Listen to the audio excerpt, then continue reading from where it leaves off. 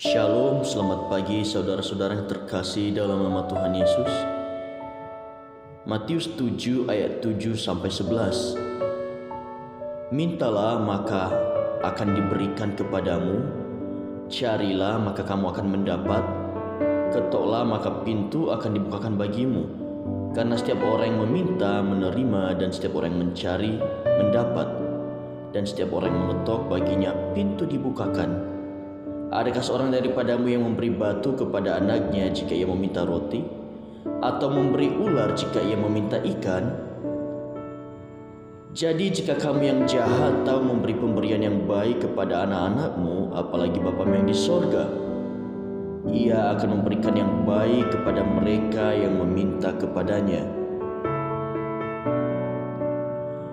Di dunia ini ada ayah yang tidak peduli dengan anaknya, ada yang malah melukai, menjual, atau bahkan membunuh anaknya sendiri.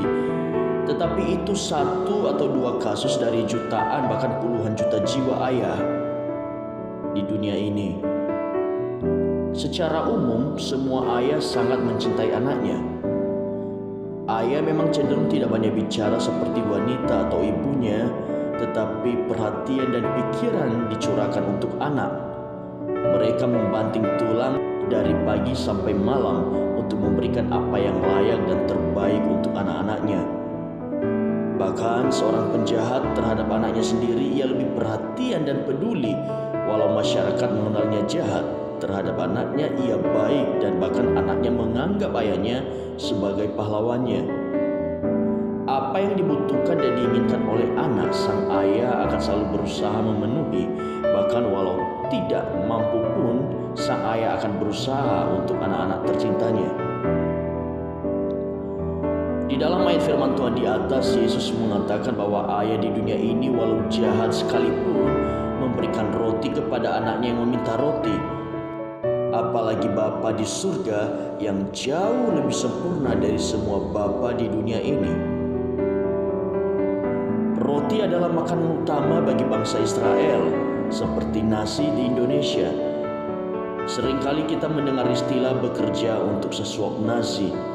Di masyarakat yang kita tahu, maksudnya adalah bekerja untuk memenuhi kebutuhan hidup.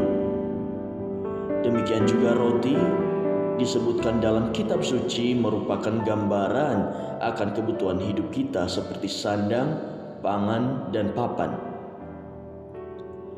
Sebagai orang beriman, kita percaya kita adalah anak-anak Allah, dan karena itu kita berdoa kepada Bapa di sorga meminta kebutuhan hidup kita, dan kita percaya Tuhan pasti menjawab doa-doa kita tepat pada waktunya.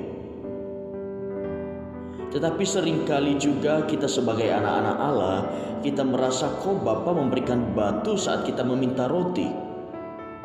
Saat kita membutuhkan sesuatu, mengharapkan pertolongannya atas persoalan, atau mengharapkan berkat dan kesembuhan dari Bapa, yang kita lihat di hadapan kita malah sesuatu yang lebih berat, malah kepahitan bahkan kematian, seperti menerima batu bukan roti.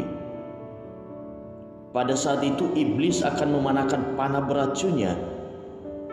Kita mencobai Allah dengan tuntutan, bahkan disertai ancaman-ancaman. Kita tanpa sadar mulai berkata-kata seperti iblis. Lukas 4 ayat 3, lalu berkatalah iblis kepadanya, jika engkau anak Allah, suruhlah batu ini menjadi roti. Kita mulai menuntut seperti apa yang kita mau, dan tidak lagi mau mendengarkan apa yang Bapa mau. Banyak di antara kita mengancam Allah, jika aku tidak mendapatkan apa yang aku inginkan, maka aku tidak akan pernah ke gereja lagi. Atau jika dalam bulan ini tidak ada jawaban dari doa saya, aku tidak akan menyebut Tuhan lagi. Dan banyak kata-kata jahat dari iblis yang kita lontarkan. Saudara yang terkasih, jangan meminta batu menjadi roti, sebab Bapa di sorga tidak pernah memberikan batu. Ia memberikan roti kepada anak-anaknya. Allah Bapa memberikan apa yang kita butuhkan, memberikan segala yang terbaik untuk kita. Iblis mengatakan itu batu, tetapi kita harus dapat melihat bahwa Bapa yang mengasihi kita telah menyediakan roti yang nikmat untuk kita.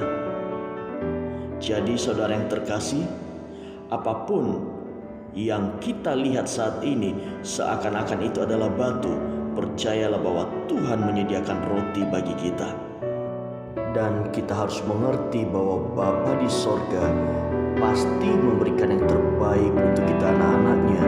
Bahkan Dia rela memberikan nyawanya bagi kita untuk menggantikan kita dan menebus segala dosa-dosa kita.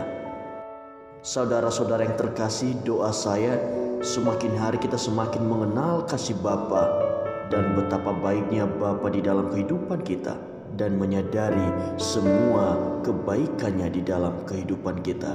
Tuhan Yesus memberkati.